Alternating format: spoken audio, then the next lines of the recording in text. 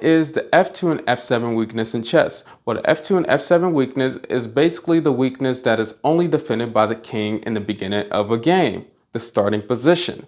Now, usually on these f2 and f7 squares is where tactics happen, like sacrifices and things of that nature. For example, in this position right now, white didn't move and white is doing a gambit. That's why they're down a pawn right now. But we have two loose pieces in this moment. And now we could take advantage of these two loose pieces by taking advantage of this f7 pawn. Now we can do this sacrifice to f7. King captures bishop. Queen d5, fork the king and the bishop. King has to move. I take bishop.